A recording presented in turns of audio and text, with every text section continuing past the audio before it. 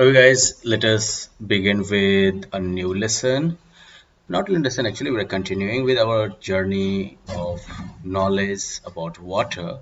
And today we are starting with sources of water. इससे पहले हम लोगों ने जो है forms of water वगैरह सब के बारे में पढ़ा था. आज जो है हम sources of water के बारे में शुरू करने वाले हैं. Sources मतलब जहाँ से हमें कोई चीज़ हासिल होती है. तो water के sources क्या हैं? So we'll see like सबसे बड़ा तो रेन वाटर हो गया. तो rain water, ocean, seas, rivers, lakes, ponds and springs are some natural sources of water. मतलब कि बारिश का पानी, महासागर, सागर, नदियाँ, झील, तालाब या फिर झरना वगैरह जो है, ठीक है, ये सब जो है कुछ नेचुरल सोर्सेज हैं वाटर के. इसके अलावा snow on mountains is also a source of water as it melts down to form rivers during the summer season. Right, जो पहाड़ पर जमा हुआ जो बर्फ होता है वो भी पानी का सोर्स है, क्योंकि ये जो है ये बर्फ जो है वो पिघल के नदियां बनाता है गर्मी के टाइम में. Some rainwater seeps down into the ground and stays as underground water. अब जो भी पानी आता है अर्थ के सरफेस पर, उसमें से कुछ जो है वो कह सकते हो कि रिसते हुए जमीन के नीचे चला जाता है, ठीक है, और वो जो है अंडरग्राउंड वाटर के तौर पर रहता है. अब इसे एग्जांपल देख लो कि मान लो कि ये आपका सरफेस हो गया, ठीक है, तो बारिश की बूंदें ही जैसे ऊपर से गिरती है ना, राइट, तो इसी में से कुछ पानी जो होगा वो रिसते हुए जो है नीचे नीचे नीचे जाके जमा हो जाएगा, ठीक है, और ये जो है नीचे में फिर पानी का एक लेयर टाइप का बन जाता है. इसी पानी को हम लोग चापाकल से निकालते हैं या फिर बोरवेल से जो है निकाल के हम जो है इरिगेशन में यूज करते हैं ना. तो ये सब क्या है? Underground water. और ये कैसे बनता है? तो वही रेन वाटर जो होता है वो जो है रिसते हुए जमीन के नीचे चला जाता है, उसी से ये अंडरग्राउंड वाटर बनता है. इसके अलावा dams, tubewells, hand pumps, canals and taps are some human made sources of water. जैसे हम लोगों ने बड़े बड़े डैम बनाए हैं ना नदियों के ऊपर, जैसे ये डैम का एग्जांपल हो गया. नदी जा रही है पहाड़ी एरिया में, आपने क्या किया, नदी का रास्ता रोक के वहां पर ढेर सारा पानी जमा कर दिया, ठीक है, तो अब ये डैम बन गया. इसको आप अपनी मर्जी से अब इस पानी को आप कंट्रोल कर सकते हैं. साल में जब जरूरत होगी तब आप इस पानी को निकाल सकते हैं, रिलीज कर सकते हैं. तो ये डैम जो है ये भी एक ह्यूमन मेड जो है सोर्स ऑफ वाटर हो गया. वैसे ही आपके घर पे चापाकल जो लगा हुआ है, ट्यूबवेल, राइट, वो भी हो गया. सॉरी, जो खेत वगैरह में जो बोरवेल वगैरह सब लगा हुआ है, ट्यूबवेल, या फिर हैंड पंप्स, घर पे जो चापाकल लगा हुआ है आपके, या फिर कैनल्स वगैरह, इसी डैम से जो है हो सकता है, या नदियों से जो है बड़ा सा कैनल टाइप का बना दिया जाता है जिसको कि नहर कहते हैं. तो नहर वगैरह क्या है? वो भी man made source of water है. या फिर घर पे जो नल वगैरह लगा हुआ है वो भी क्या है? वो भी man made source of water है. Water pipes and taps help in the supply of water in cities and towns. पानी का पाइप जो है वो और नल वगैरह जो है वो शहर वगैरह सब में जो है शहरों में, नगरों में जो है पानी के सप्लाई में हेल्प करता है. Water undergoes various purification processes before it is supplied to us for use at home. खास करके शहर वगैरह में जो है जो पानी आपके घर पे पीने के लिए आता है, तो इससे पहले बहुत सारा जो है प्यूरिफिकेशन प्रोसेस होता है. मतलब कि साफ प्यूरिफिकेशन, प्योर मतलब शुद्ध, राइट, तो प्यूरिफिकेशन, प्यूरिफाई मतलब होता है शुद्ध करना, और प्यूरिफिकेशन शुद्धिकरण, शुद्ध करने का प्रोसेस. तो पानी जो है वो शुद्ध करने के बहुत सारे, प्योर करने के बहुत सारे प्रोसेसेस से होके गुजरता है. उसके बाद जो है ये हमारे घर पर सप्लाई होता है. In villages people get water from wells, hand pumps, tanks, right?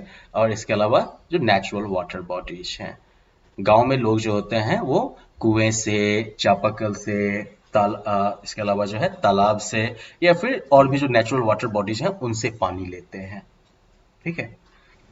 आप सबके गांव में कुआं और तालाब तो होगा ही, तो जानते ही हैं आप. तो चलो, ये तो हो गया आपके सोर्सेज ऑफ वाटर. इसके बाद हम लोग बात करते हैं वाटर साइकिल के बारे में कि वाटर साइकिल क्या होता है.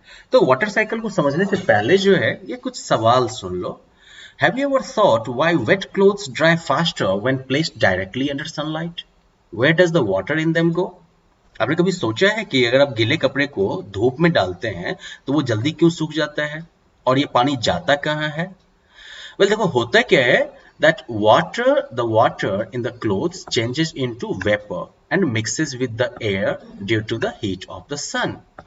सूरज की गर्मी की वजह से कपड़ों में जो पानी होता है वो भाप बन के जो है भाप बन जाता है और हवा में मिल जाता है। ठीक है, तो बेसिकली क्या हुआ, आपके कपड़े में जो पानी था जिसकी वजह से आपका कपड़ा गीला था, तो वो पानी जो है भाप बन के हवा में उड़ गया और आपका कपड़ा जो है वो सूख गया। सिमिलरली इसी तरह से जो है water from oceans, rivers, lakes and other water bodies change into vapour because of the heat of the sun. इसी तरीके से समुद्र, महासागर का पानी या फिर नदियों का पानी, झील का पानी या फिर बाकी वाटर बॉडी जैसे नदी वगैरह सब हो गए, इनका पानी भी जो है वो भाप में बदल जाता है सूरज की गर्मी की वजह से, हीट ऑफ द सन की वजह से। This water vapour keeps rising in the sky. ये जो पानी का भाप बना हुआ है, वेपर जो बना हुआ है, वो आसमान में उठता जाता है एकदम से। Okay, now high in the sky water vapor cools down and changes to water droplets। अब एक्चुअली जैसे जैसे आप ऊपर जाते हैं ना, टेम्परेचर घटता जाता है, गर्मी जो है वो घटती जाती है। तो जब काफी ऊपर चला जाएगा, जहां पर कि टेम्परेचर बहुत ही कम हो जाएगा, तो ये वाटर वेपर जो है वो ठंडा हो जाएगा और जैसे ही ठंडा होगा तो फिर वाटर जो है वो पानी में बदल जाएगा। आप लोगों ने इससे पहले फॉर्म्स ऑफ वाटर के टाइम में पढ़ा था ना कि पानी गर्म होने पर भाप में बदलेगा, लेकिन वही भाप जब ठंडा होगा तो वो किस में बदल जाएगा, दोबारा पानी में। तो उसी तरीके से ये वाटर वेपर जो इवेपोरेट होकर सन की गर्मी की वजह से जो है अर्थ के सरफेस पर से उड़ता है, हवा में मिलता है, वो हवा के साथ ऊपर जाता है, ऊपर जाता है, और ऊपर जाके जब टेम्परेचर काफी कम जहां पर हो जाता है, वहां पर ये वाटर वेपर जो है फिर वाटर ड्रॉपलेट में बदल जाता है। ठीक है, पानी की बूंदों में बदल जाता है। These water droplets combine and form clouds। यही वाटर ड्रॉपलेट सब जो है आपस में मिल जाते हैं और बादल बनाते हैं, क्लाउड्स फॉर्म करते हैं। When these clouds become too heavy, okay, with drops of water, they fall to the ground as rain। और जब यही वाटर ड्रॉपलेट्स जो होते हैं, ठीक है ना, ये क्लाउड जो है वो काफी भारी हो जाते हैं पानी की इन बूंदों की वजह से, तो फिर वो अर्थ पर गिरते हैं किस रूप में, रेन के रूप में। This rainwater gets collected in lakes, ponds, rivers, seas and oceans and also under the ground। अब ये जो बारिश का पानी है वो आपके झील में, तालाब में, नदियों में, समुद्र में, महासागर में और साथ साथ जमीन के नीचे, इन सब जगहों पर जमा हो जाता है। Right, this process keeps on repeating itself and is known as the water cycle. तो ये प्रोसेस जो है वो अपने आप को रिपीट करता रहता है और इसे ही हम कहते हैं वाटर साइकिल। अब देखो यहाँ पर वाटर साइकिल का आपको इलस्ट्रेशन दिया हुआ है। क्या हो रहा है कि गर्मी की वजह से जो सरफेस पर जो पानी है, ठीक है, चाहे वो मान लो कि नदियों का पानी हो या फिर समुद्र का पानी हो, जो भी पानी है, वो पानी जो है वो क्या होता है, फिर सन की गर्मी की वजह से ये जो है वेपर बन के ऊपर उठता है। ऊपर उठते उठते उठते जब पूरा ऊपर जाता है तो यहाँ पर क्या होता है, टेम्परेचर घट जाता है और घटे हुए टेम्परेचर की वजह से जो वेपर है वो वाटर ड्रॉपलेट में बदलता है और ये ड्रॉपलेट सब इकट्ठा होकर क्या करते हैं, तो क्लाउड बना देते हैं बड़ा सा। राइट, जब ये क्लाउड काफी हेवी हो जाता है, क्योंकि ये बूंदे काफी ज्यादा जमा हो जाती है, वाटर ड्रॉपलेट्स काफी ज्यादा जमा हो जाती है, तो फिर ये जो है रेन के रूप में नीचे आ गया। जब ये नीचे आएगा तो क्या होगा, ये जो है अर्थ पे गिरेगा या ग्राउंड पे गिरेगा और ग्राउंड से जो है ये पानी जो है नीचे वाला जो भी लेयर और लेवल होगा उस पे जाके जमा हो जाएगा, नदियों में जमा हो जाएगा, झील में जमा हो जाएगा, फिर से समुद्र में पहुंच जाएगा, या फिर थोड़ा पानी जो है कुछ पानी जो है वो अंडरग्राउंड में भी चला जाएगा। राइट, तो रेन वाटर जो है इस तरीके से कलेक्ट हो गया और जब कलेक्ट हो गया तो दोबारा फिर वो रेन वाटर जो पानी जो है अब वो फिर से जो है सूरज की गर्मी की वजह से इधर वेपर बन के फिर से ऊपर जाएगा। तो इस तरीके से एक जो है साइकिल टाइप का चलता रहता है। नहीं, वेपर बना, क्लाउड से रेन बना, रेन का पानी जमा हुआ, फिर जाके वो जमीन पे आया, जमीन पर से फिर गर्मी में वो भाप बन के उड़ गया। राइट, और उड़ के जाएगा तो फिर से ऊपर में क्लाउड बनाया, क्लाउड बना के रेन हुआ, रेन फिर से ग्राउंड पे आया, ग्राउंड का पानी फिर से भाप बन के उड़ गया। बस चलता रहता है ये, and this is called your water cycle. Okay, अब वाटर साइकिल के बाद, चलो ठीक है, वाटर साइकिल तक तो हम लोग समझ गए अब। ठीक है, अब एक और इंपॉर्टेंट आइडिया जो है वो भी जान लो कि वाटर को सेव करना भी जरूरी है, क्योंकि वाटर हमारी लाइफ के लिए तो बहुत जरूरी है ना, it's very important for our life. Right, I mean we are aware that without water life would not be possible on earth, right? हम लोग ये तो जानते हैं ना कि बिना पानी के अर्थ पर लाइफ पॉसिबल ही नहीं होगी। Right, in many villages people walk many miles to get water for daily use. बहुत सारे गांवों में लोग जो है कई मीलों तक चलते हैं अपने डेली यूज के लिए पानी लेने के लिए। और जब शॉर्टेज ऑफ वाटर होगी तो shortage of water can lead to droughts, पानी की कमी जो है वो सुखाड़ पैदा कर सकती है। ड्रॉट मतलब होता है सुखाड़, सूखा पड़ जाना। तो इसलिए जो है पानी को बहुत ही सही तरीके से यूज करना जरूरी होता है। And we can all do our bit to save water by following these steps. और हम सभी जो है अपने हिस्से से कुछ कुछ कर सकते हैं, इन स्टेप्स को फॉलो करके पानी को बचाने की दिशा में कुछ कुछ काम कर सकते हैं।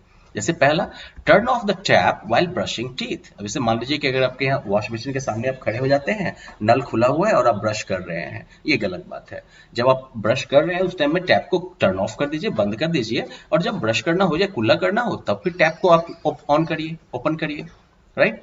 इसके अलावा check leakage in taps and pipes and get them repaired. अगर मान लीजिए कि नल में जो है लीकेज है या पाइप में कहीं लीकेज, जिससे कोई पानी लगातार बहता रहता है, तो उसको चेक करवाइए और उसको रिपेयर करवा दीजिए ताकि पानी की बर्बादी वहां से ना हो। इसके अलावा use water in a bucket to bathe instead of taking a shower. Shower में क्या होता है ना, ऊपर में एक झरना टाइप का लगा रहता है, उससे पानी आपके बॉडी पर गिरता है। तो नॉर्मली इसमें पानी बहुत ज्यादा यूज होता है। उससे बेहतर क्या है, पानी बचाना है तो बाल्टी में पानी भरिए और उससे नहा लीजिए आप। इसके अलावा do not use a hose pipe to wash your car, use a bucket and a mug instead. लोग जिस तरह पाइप लगा के गाड़ी को साफ करने लगते हैं ना, इसमें पानी की बर्बादी बहुत ज्यादा होती है। इससे बेहतर है कि बाल्टी लीजिए और एक मग रख लीजिए। Okay, use the left over water in your glass और वाटर बोतल टू वाटर प्लांट्स। अगर आपके ग्लास में या पानी के बोतल में पानी बच गया है तो उसको फेंकिए नहीं, प्लांट्स वगैरह में उसको डाल दीजिए, तो वो काम हो गया ना आपका। इसके अलावा जो है एक और चीज है, rain water harvesting. Rain water जो है it can be stored in underground tanks, pits और वेल्स। बारिश का पानी जो है वो जमीन के नीचे बने हुए गड्ढे में, टैंक में, पिट में या कुएं में रखा जा सकता है and can be use later for various purposes. और बाद में जो है वो अलग अलग विभिन्न पर्पसेस के लिए यूज किया जा सकता है, जैसे कि gardening, cleaning and even drinking. Okay, this method of storing rainwater and reusing it is known as rain water harvesting. तो यही जो रेन वाटर को स्टोर करने का जो तरीका है और रीयूज करने का, इसे ही जो है रेन वाटर हार्वेस्टिंग कहते हैं।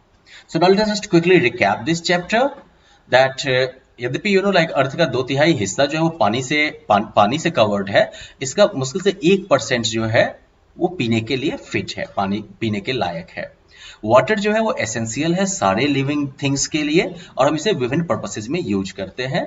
वाटर जो है वो 3 फॉर्म में है, solid, liquid and gas. Of course ये तीनों फॉर्म कैसे आपस में बदलते रहते हैं इसके बारे में आप लोगों ने पढ़ाई है, याद होगा। जो वाटर का एक फॉर्म से दूसरे फॉर्म में बदलने का जो प्रोसेस है, इसको जो है वाटर साइकिल भी कहते हैं। एंड मोस्ट इंपोर्टेंटली, चूंकि पीने लायक पानी बहुत कम है, 1% से भी कम है पूरे अर्थ पर अवेलेबल पानी का, तो इसलिए हमें जो है पानी की बचत करनी चाहिए। We must save water. So now like you guys can quickly go through the question answers and I hope that you can answer them properly. Okay, bye bye.